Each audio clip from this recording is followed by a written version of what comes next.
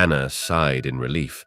She only had to deal with Lockhart once, and even though it won't be that way for the rest of the year, she was grateful for any time she had away from that git, especially after the way he acted during herbology.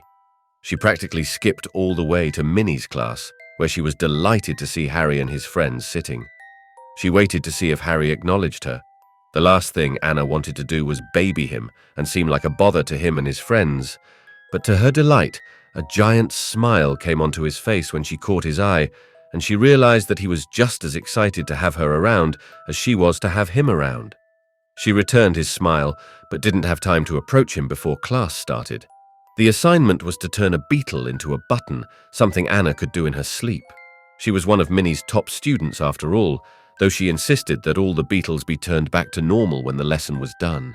She thought that turning them into something non-living and leaving them that way was almost as cruel as just killing them, and of course the professor hadn't objected. Harry, however, seemed to be finding the assignment to be quite the challenge.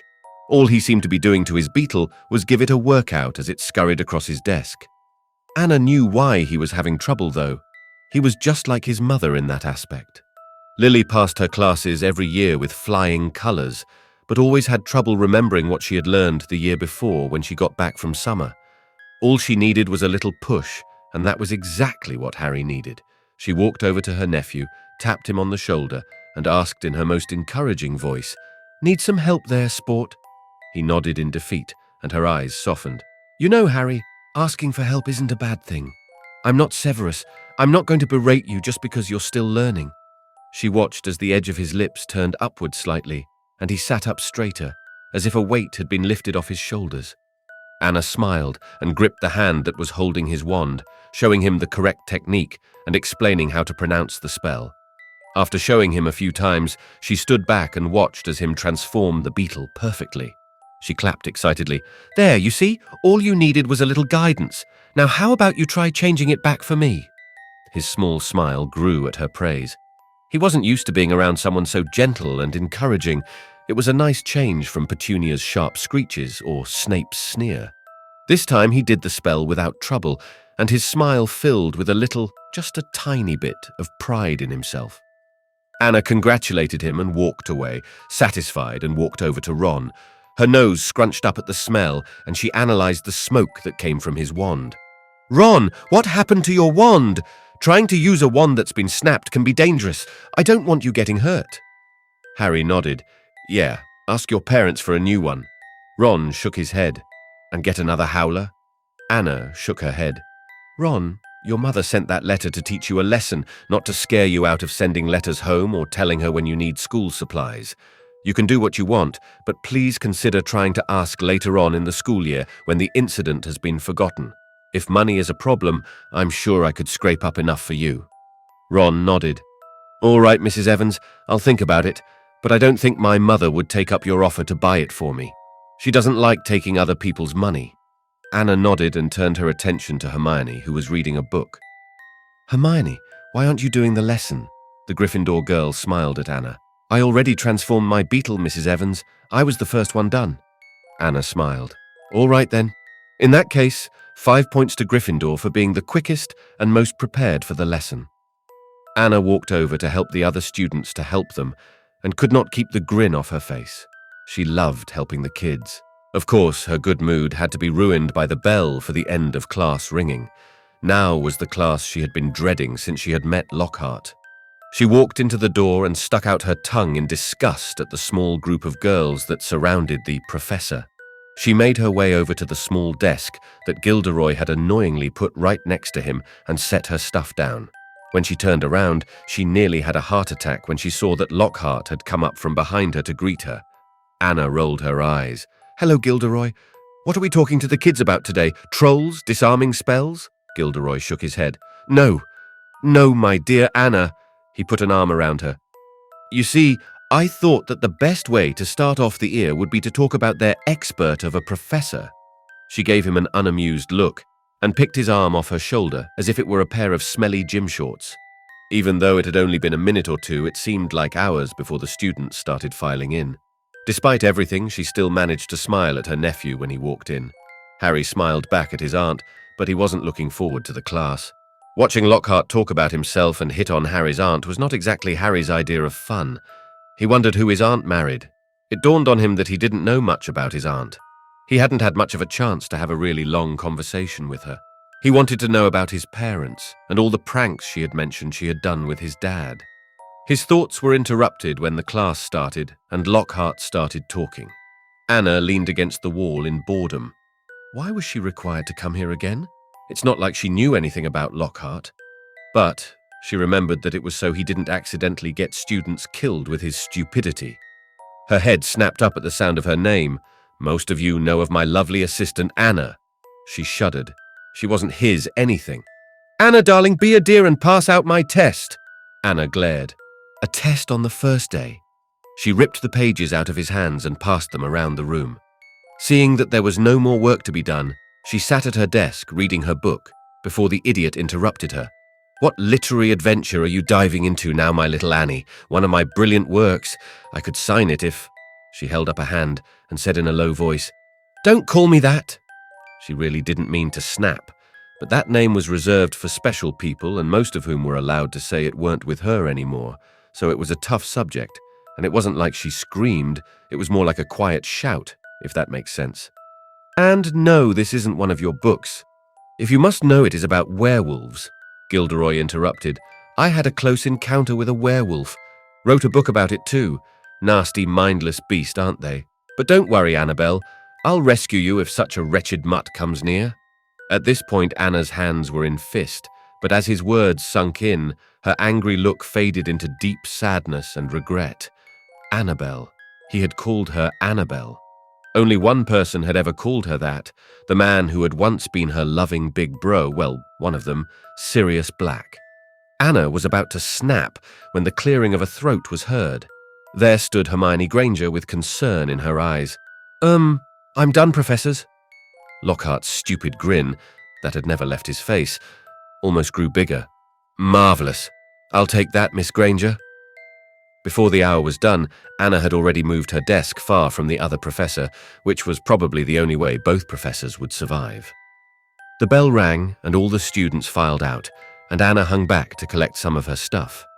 When she left the room, however, she found Hermione telling Harry and Ron the conversation she had overheard. It wasn't like they were gossiping. Hermione was just worried and Anna wasn't mad. She had no intention to hide her past from Harry for too long. It was just hard to find the time to say it. She was actually touched that Hermione, a girl she had only just met, cared so much. Anna must have made quite the impression on her. Anna practically dashed to the lunchroom, grabbing Severus along the way. The cranky Slytherin protested the entire time she dragged him to the teacher's table. She sat at the end of the table, and Severus sat next to her. She then begged Professor McGonagall to sit next to Snape. When she was done, she sighed in relief and slumped in her seat. When she looked up, she saw Severus looking at her like she had grown 2 heads. She sighed. I just got back from Lockhart's class, and I did not want to sit anywhere near that superficial, idiotic pig with narcissistic personality disorder. Do you know what he did today? He gave the students a 100-question test on himself. On top of that, he insulted werewolves because he obviously hadn't been listening when I said I was fighting for werewolf rights. On top of that, he called me Annie and Annabelle. Anna took a break to breathe and eat some of the chicken on her plate. He shook his head. Well, I can't say I'm surprised. Are you sure you're going to be able to stay here for a whole school year? She nodded. There's no way that fool is going to run me out of Hogwarts. I'm going to try and get other professors to ask me for extra help around the classroom, so I spend less time around him. The two friends talked and ate for the rest of lunchtime. When lunch was nearly over, an idea struck her. When lunch had finally ended, she tapped Fred Weasley's shoulder. He turned around. Well, well, if it isn't the Princess of Pranks, the Mistress of Mischief, how can I be of service? She grinned. I need you and your brother to come with me. I'll write you an excuse note to give your teacher. He returned her grin and shouted for his brother. George! The three sat at the empty Gryffindor table. Anna folded her hands on the table. Boys, I have a proposition for you. I would do it myself, but I don't want a chance getting fired. To put it shortly, I need you to pull a prank, no numerous pranks on someone. The twins exchanged evil grins. Who's the target? Anna's own evil grin appeared on her face. Gilderoy Lockhart. The twins high-fived. We'll do it. She clapped her hands. "Brilliant! Come to me if you need any supplies." Anna strutted out of the commons with a new spring in her step. She smirked as she heard one of the twins exclaim, "Dude, coolest professor ever!" Finally, Anna made it to her last class, potions. She walked in exclaiming, "Sorry I'm late, I had some business to take care of." Snape nodded. "That's quite all right, Mrs. Evans." They went around checking potions to see who was doing it correctly. She stirred Draco's cauldron. "Yours is the wrong shade of green. Yours is lime green or neon green. It has to be dark green. Try using less harpy feather and more willow root. Also never crush the mushrooms in a potion that is intended to give a negative effect. Always slice them in potions that are intended to help the drinker." She looked into Hermione's potion, and the young witch looked at with an immense amount of interest. "Let's see. It's the right shade of green." Anna stirred the cauldron. "And I'm immensely impressed at how good you are with putting in exactly the right amounts. Not a single flaw. 10 points to Gryffindor." Draco was furious. "No! You don't know what you are talking about. I'm much better potions that know it all Muggle-born, and you are just as dumb." Snape seemed to appear right behind the Slytherin brat. Draco jumped when he heard Professor Snape's stone-cold, snarling voice. "Mr. Malfoy, are you a second year suggesting you're smarter than Mrs. Evans, whose skill in this subject almost rivals my own? I have no doubt your father has told you all about her impressive resume, and you still doubt. Potions almost never requires a person to use their magic, so saying they are Muggle-born wouldn't even be close to a relevant or clever argument situation. But if you insist, I will judge your potion personally, since you insist on special treatment." Severus took the ladle and slowly stirred the cauldron. "Draco, not only is this potion full of careless mistakes, it's rancid and acidic. I'll need to take extra measures to sanitize the cauldron to keep it from either corroding or poisoning every potion that is put into it. I expect, Mrs. Evans was sugarcoating how disastrous a potion you had concocted, which I highly frown upon. Also, I want to see you after class to discuss an incident I was made aware of that occurred a few days ago. I'm sure you recall the incident I'm referring to." Draco looked mortified and embarrassed. Snape would usually lie about how good his potion was just because he was a Slytherin that didn't like Potter. Now this mud-blooded girl strolls in and Snape's whole demeanor changes. All right, some of his demeanor. The Gryffindors in the room were astounded.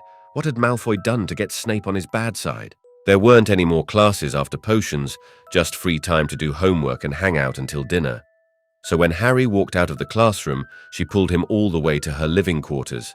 She told him her password past the door and let him know he was welcome to drop by any time.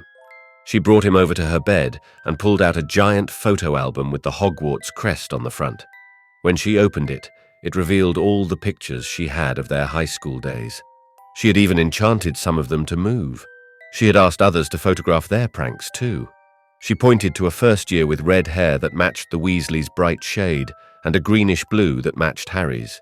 She wore a Gryffindor uniform. That's your mum in first year. Her hair got much darker after second year. She was so hard-working and free-spirited and sweet. She pointed to a picture of the same girl, older with much different colored hair, laughing with 3 others.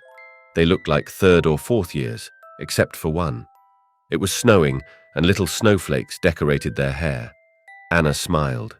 She pointed to the redhead on Lily's right, with slightly darker hair and greener eyes, but with a similar uniform. "That's me, the one with an arm around Lil's."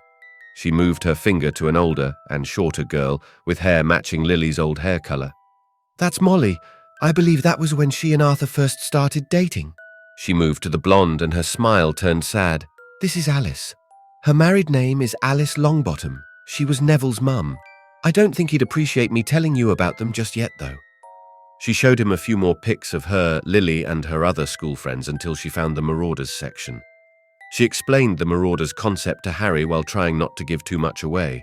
She didn't want to admit it, but she was terrified of how he would react to her marrying a werewolf. She pointed to a boy that looked just like Harry with brown eyes and a more confident, cocky attitude. "This is your rascal of a father." Boy, he didn't just attract trouble, he thrived in it. He was trouble. She showed him Peter, but she didn't have too many pictures of him. She laughed when she saw a moving picture of a Sirius Black being, literally, thrown out of the door of the Gryffindor girls' dormitory. "Padfoot, you were such a player." Harry looked at her in confusion.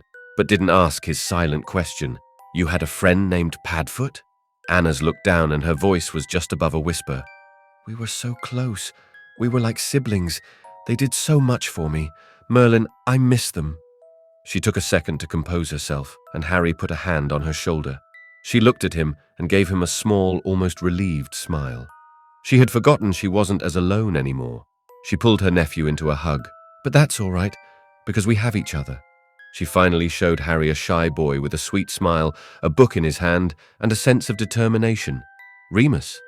Remus had been in the other pictures, but she wanted to give him his own introduction to show Harry how much he werewolf meant to her. Harry observed his aunt as she looked at a picture of a young her and another boy. There were moving pictures of them studying, laughing, chasing each other around an oak by a lake, catching fireflies. There were similar pictures with her other friends, but somehow these seemed more intimate, and the way she stroked the pictures with such love made him wonder, what made him different from the others? She grinned. "And this sweet, intelligent, handsome, dashing young man is the love of my life, the other half of my heart, Remus Lupin. We always were close in school, but we always thought that being like siblings, like I was with James and Padfoot, just didn't feel right. It wasn't until a while after that one tragic night did we realize how perfect we were for each other. You see, Harry, after that night, we thought you were dead with everyone else, so we had no other family, no one else who knew how it felt. We realized that we were the last ones left, that we had to stick together. He became my rock, my sun and stars, my whole world, and according to him, I became his." Harry looked her in the eyes, seeing the truth behind her words. She loved him more than anything. Harry decided that he liked this guy. The man had kept his Aunt two together and brought her happiness. It was strange how fast a bond can form between two people. Had she really arrived at the Dursleys only a few days before? Countless times Harry had wished on stars or prayed to anyone that some magical relative would swoop in and show him a better life. He had thought Hagrid breaking the door down was the closest thing he would ever get to his dream coming true. But now he had Anna, Evans, Lupin, and he had to admit no matter what happened to him in his dangerous, crazy, stressful life, his other aunt made it a whole lot better. Finally, after dinner, Anna decided to call her husband on the witch's glass, knowing he'd be worried. Remus answered almost immediately. "Anna, thank Merlin. Are you all right?" She nodded with a small smile. "I'm fine, dear. There are a few annoying people I've had to deal with, but don't worry, I'll be getting my revenge." She gave him an evil grin that faded into a concerned frown when she saw a new cut on his cheek. "But before we get into anything about me, I want to hear about you. The full moon was last night and there's another cut on your cheek, and I know it isn't an old one because it looks new. Moony did it, didn't he?" He looked down and she shook her head, tears in her eyes. "I don't know about this anymore, Remus. I'm having fun getting to know Harry, but how can I enjoy my time here if you're getting injured because I'm not there and I miss you so much? Maybe I should tell Dumbledore that I can't do it this year, and next year we can get you a job here. Then I'll continue my duties as assistant teacher, head of security." Remus shook his head. "No, Anna, you need to be there to keep Harry safe, and you were so excited to see your old teachers, and although I don't like it, Severus, we'll just message Moore and Owl and one of us can visit over the holidays." She thought about it. "How about I come once a month to help you through your transformations?" He nodded. "Deal. Now tell me all about your day." She told him how similar Harry was to Lily and James, and told him about Hermione and Ron. She attempted to skip over Lockhart, but he unfortunately noticed. What did he do this time? She sighed. "He's just being really annoying and clingy and flirty." Remus clenched his fist. Anna told him not to get worked up about it, but how could he not? This man was deliberately trying to steal his wife from him, and although he knew Anna would never go for him or any other man, he couldn't help. But think of how much more money Lockhart had, and how he didn't have the problems he had, or the scars, and how great his smile was, and how much more confident he was. Despite Remus's skills and intelligence, he felt outmatched. For a split second, he was prepared to storm the castle and tell the fool to stay away from his wife and beat him to a pulp. After all, would anyone really miss Lockhart if he was gone? Remus sighed and knew that he couldn't for many reasons. He looked at his beautiful Anna. Maybe I could just visit the castle one day and do what I can to get him to back off. No violence. Maybe we could show him how serious we are, or I could talk to him, she sighed.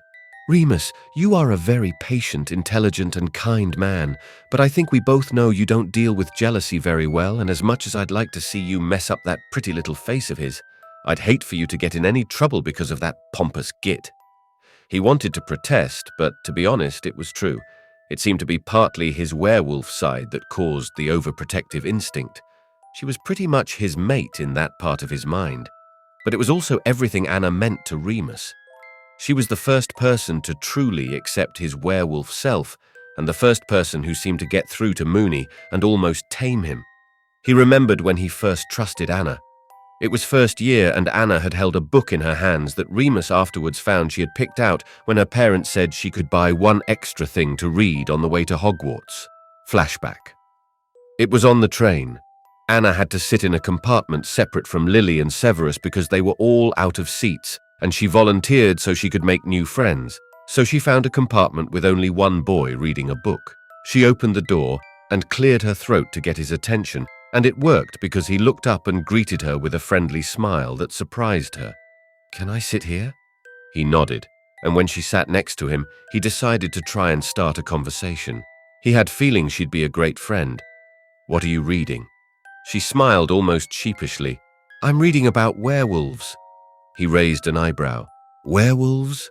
She nodded and seemed to be holding back excitement, but it didn't work because he could see it in her eyes. But it wasn't just excitement. It was fascination and passion about the subject. "Yep, they're so interesting, but I find it sad how much they are discriminated against. I mean, it's not their fault they were bitten or anything. My goal is to help get rid of their mistreatment and bad reputation so they can live their lives like any normal wizard.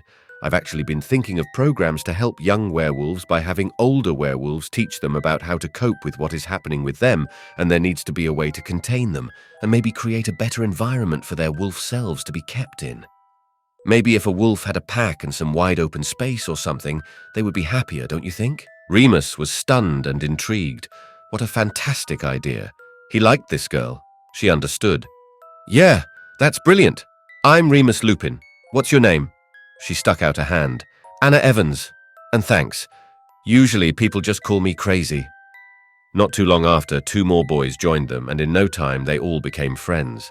They all had differences, but they seemed to fit together like pieces of a puzzle, like they were destined to be together.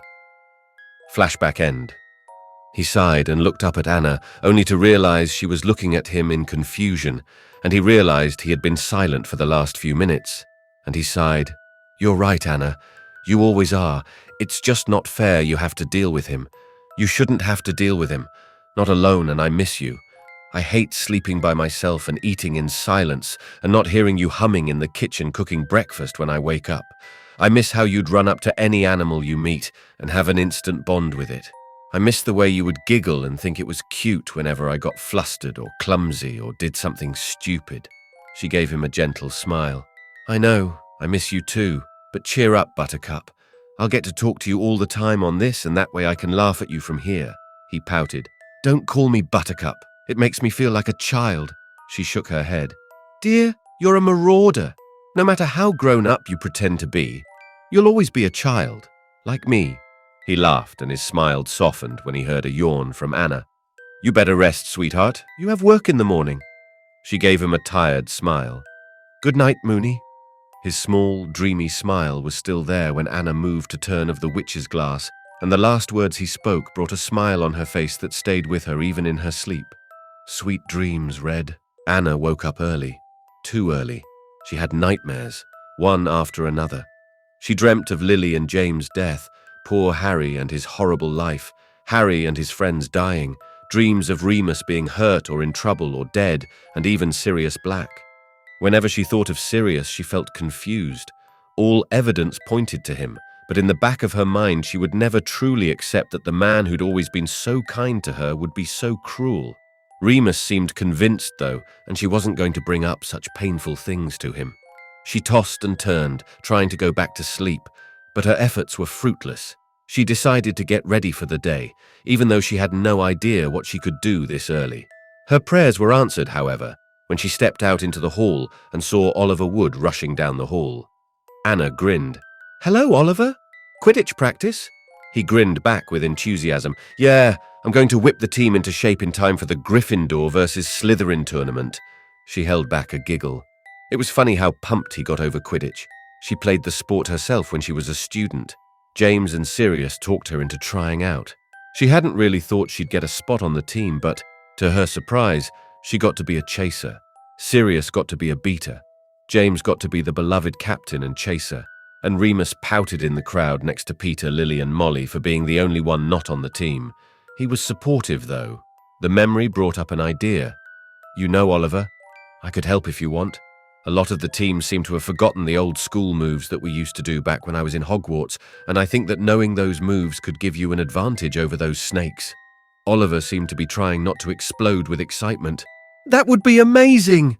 She grabbed her broom from her room, and Oliver nearly dragged the poor witch all the way to the Quidditch field. The only time he stopped was to tell some of the already awake players to wake up the others. When they got there, he passed her some old Quidditch gear that would fit her, some elbow pads, knee pads, and a pair of leather gloves. By the time they got there, most of the team weren't present yet, so Oliver told her she could take the time to warm up before the team arrived, and Anna grinned evilly at the chance to show off. She gripped her broom and got ready to take off. The broom Anna held was an old but timeless model. Anna didn't care for the fancy new brooms that the stores now sold. She believed that a truly great Quidditch player should be able to win on any type of broom. Her feet pushed off the ground, and she smiled as the wind whipped the hair, that she had tied into a neat ponytail. She shot straight up and dropped down. She flipped and went in circles. She began to loose herself and became unaware of her surroundings as she did the complicated twirls and spins and defense maneuvers that she had done over and over again as a teenager until she mastered every move possible. She sighed and made her way back to the ground, only to find the whole team had been watching in awe. She smirked at their incapability to speak and did a low bow. The team clapped, Fred and George whistled, and Harry seemed surprised. He had seen a couple Quidditch photos, but he hadn't really known how good she was until today. She smirked. "And that, boys, is why you should never underestimate a player based on their gender. Am I right, ladies?" She turned to Katie, Alicia, and Angelina Johnson, the only girls on the team. The girls nodded, looking accusingly at some of the boys. Oliver turned to his team and pointed at Anna. "You see that? That's what we are going to be, what gives us our edge." Mrs. Lupin brought it to my attention that over the years, while all of the newer moves were being discovered and used, a lot of the effective, old-fashioned Quidditch moves have been forgotten. These are moves that most of the other teams have not used or seen because they weren't old enough to remember. If we learn these moves, the Slytherins will have a lesser chance of knowing how to counter them. We will still be doing our other moves, but I have a good feeling that, with the Professor's help, we will cream them in the next match. The team stilled seemed a little out of it from sleep deprivation, but they seemed excited about this idea, so with renewed confidence, Oliver pointed at the drawing boards he was standing by and began going over their strategy. It took a fairly long time for Oliver to explain. Some of the teammates fell asleep, and Anna absent-mindedly transformed her gloves into different objects with magic. When Oliver was finished, he turned to his yawning teammates expectantly. "So, is that clear? Any questions?" Anna quickly turned the rabbit in her lap back into her gloves before the Quidditch captain could notice. George jerked awake from where he'd fallen asleep. "Yeah, why couldn't you have told us when we were awake?" Anna was trying not to laugh, but Oliver was furious. Anna cut in, trying to save her fellow prankster. "Actually, Oliver, he has a point. Hear me out. When I played at school, we had a really determined captain, and he would make us get up at outrageous times and cause us to skip meals, and do you know what happened?" He shook his head. "We lost. Bad. Everyone was too exhausted from lack of sleep, and a couple had to go to the nurse because they passed out. Our seeker couldn't focus, our beaters didn't have enough strength to hit anything, and our chasers were too slow and sloppy. Nobody remembered the plays because everyone was half asleep when they were told to us. They may be wizards, Oliver, but they still need sleep and nourishment. If you keep this up, then half of your team are going to fall off their brooms from exhaustion. If I were you, I would have them all practice during free period, And you could provide snacks down here if you want to have them skip a meal to practice. They could have 5 minutes to eat, and then they could hit the practice field. You don't want to have this team fall to pieces in front of the Slytherins." Oliver nodded. "All right, fine." Ron and Hermione walked down and sat in the stands. Ron rubbed his eyes. "You guys aren't done yet?" Harry explained the situation, and they friends nodded and waved to their favorite professor. Harry and the team finally were told to start practicing, and Anna decided to join them. As they were practicing, Anna noticed a blonde boy in the stands taking pictures. She couldn't see his from her broom. She turned to Harry. "Do you know that boy in the stands?" Her nephew grimaced and shook his head. Anna made her broom catch up with Oliver and pointed out the boy.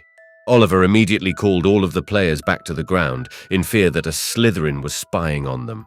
He asked the team who he was, explaining that a Slytherin might be trying to take pictures of their new training methods, but Harry told them it was a Gryffindor.